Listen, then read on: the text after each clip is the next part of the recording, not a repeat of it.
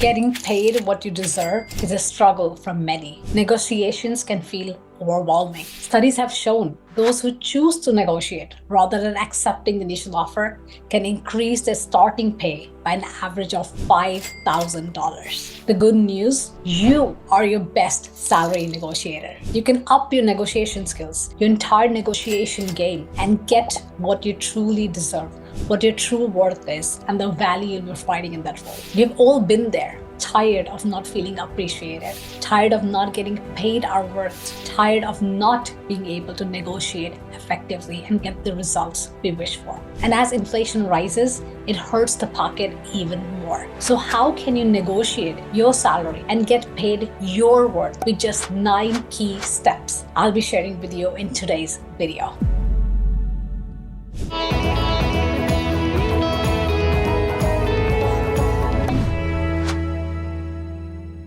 Welcome to Monica Talks Cyber. On this very channel, I share with you real stories, real experiences, and real tips to 10x your career and life. So if you wish to accelerate your career and life and grow faster, subscribe to my YouTube channel, Monica Talks Cyber, click on the notifications bell, and let's get growing.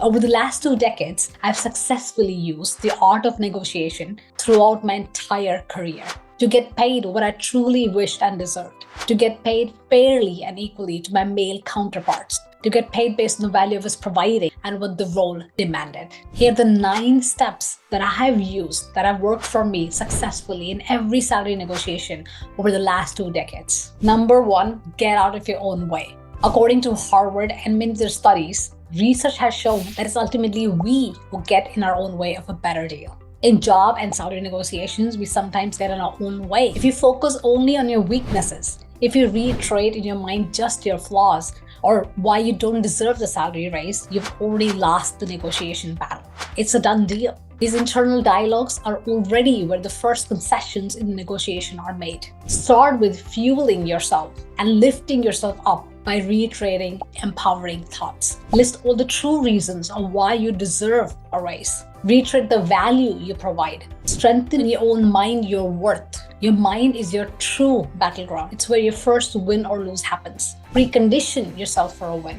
This is absolutely step number 1. Do not freaking miss it. Precondition your thoughts positively and get the hell out of your own way. Number 2, research the market thoroughly. Research salary trends in the industry to understand the average salary range. What does the market pay for these type of roles? What is the average salary range in the country and even the specific geographic area you're looking into?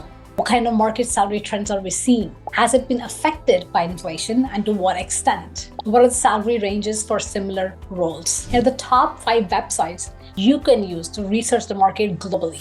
Glassdoor, LinkedIn Salary, Indeed Salaries, Payscale, and Salary.com. Additionally, I use SSB or Statistics Central Bureau for jobs in Norway or Gehalt.de for jobs in Germany. Research the market well. Number 3, determine the direct value you bring and convey your USP in a compelling way. Reflect upon and be very clear on what real value do you bring to the table in your target role. Assess the value you'll be providing to the company in that role and position and come up with a figure that is justified for the role and the value that you'll be providing. Your negotiation is determined very much on your leverage. But what is your leverage? It's your skills, your experience, complemented by your unique value, your USP. That combination can set you apart from others. So leverage your skills, your experience, and your unique value, your USP to negotiate a higher salary. Number 4, determine your base salary range. Based on the market research, the role that you're applying for, and the value that you'll be bringing, determine your base salary range. Never put bonuses or perks in that base salary range. This is without any of the add-ons. This is purely based on what the market is willing to pay you and the unique value you're able to offer that is relevant to the role. Your USP as compared to the other candidates. Remember to take into account your transferable skills or your transferable value, which may still be highly relevant for this role. So now how do you calculate your base salary? Let's take an example. Let's say the average market salary range for XYZ role is $100,000 to $200,000. The average of that is $150K. I encourage you to start there anyway. Now, based on the experience that you have and the value you can provide in that role, Try to categorize your value to the best effort into one of the three categories. Be honest, either average, good, or great. If it's average, you're lying somewhere around 150K for base. For good, the base starts around 175K. And if you think it's actually great, the value that you're providing, put 200K for base. But more than determining and connecting your value to an approximate base, it's more important that you're able to communicate that value, your USP. Only then this can work. You cannot negotiate without leverage. And your unique value, your USP, and how you convey it is your leverage. Number 5, determine the absolute minimum package, or MAP. We often get sucked into this idea that there's only one dream job out there. It's not. Having gone through many rejections and having also rejected many offers myself, I can tell you there is no one dream company. You may still have a dream role, but if it didn't happen in one place, it will happen in another. If it didn't happen now, it will happen tomorrow.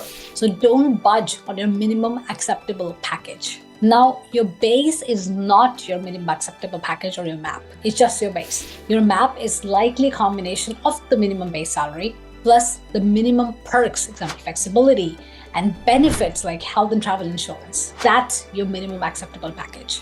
Bonus is extra. Number 6. Have plans A, B, and C ready. Okay, so even if you have done your research thoroughly, to be able to negotiate, you must have plans A, B, and C ready. One of the biggest skills in negotiation is that you don't waver emotionally, that you don't get shocked or surprised or taken aback by unexpected events during the negotiations. Anticipate potential objections and be prepared to counter them. The better you are prepared, the more effective negotiator you are. Be prepared also for potential counteroffers and have a plan on how to respond to them. When considering any offer or counteroffer, consider the overall package of the offer, not just the salary. This could be shares or stake in the company. This could be flexibility, 100% remote work, or other perks and benefits. These things can have a big impact on the quality of your life. Make sure you understand the benefits offered and ask for more if needed. Number 7, ask first, but also be transparent and clear.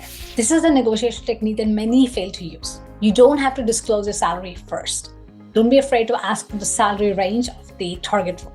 If they persist to not share and persist to you instead to ask you continuously, try one more time and share that you're flexible, but you would like to know the range to be able to determine if it's also a good match or a good fit for you. If they still persist and don't share, which happens, then share your minimum acceptable package plus bonus. However, to make sure that you don't scare them away, put in the idea gently and by saying that you're flexible. Reiterating that you're flexible will help in continuing the negotiations and not putting a stop right away. Don't be afraid to ask for what you're worth and be persistent. Number 8, don't rush negotiations. Even after you've received a counter offer, do not rush to accept it. Sleep over it. Take your time. On an average, anywhere between 1 to 3 working days is considered acceptable. It's okay. In difficult decisions, you can even take 5 working days. If companies can take multiple weeks to get back to you, you can definitely take 1 week to give your final answer. Up to 1 week or 5 working days is standard and acceptable. If they push you too hard, that's already a red flag right there. Also, there's a slight caveat to this. If you do end up taking more than 5 working days and you're not able to share a good reason, that may be considered a red flag for them from your end. But in general, accepting a job offer is no less than getting into a work marriage. Take your damn time. Do not rush it. Do not rush the negotiations. Do not rush acceptance. Number 9, be confident in your negotiation and don't be afraid to walk away if necessary. If you have tried everything and the offer neither reaches the minimum acceptable package, nor are you able to get a similar better deal with other benefits, added benefits or perks, to make it at least reach the same level of what I call as quantity and quality of your map, then be prepared to walk away from the negotiation table. Sometimes it's better to leave a job if they're not willing to pay you what your worth is, what you truly deserve, what the role really demands. Remember, rejection in either direction is sometimes an unwanted but an effective way of universe's protection. So those are my 9 steps that I've used successfully throughout my career and that have worked for me in every salary negotiation over the last 2 decades. So if you like it, if you think this information is valuable, please like, subscribe, and share it with someone that needs to hear it today. I hope this can 10x your career and your life. I'll be back with more videos. See you next time. This is Monica Talk Cyber signing off.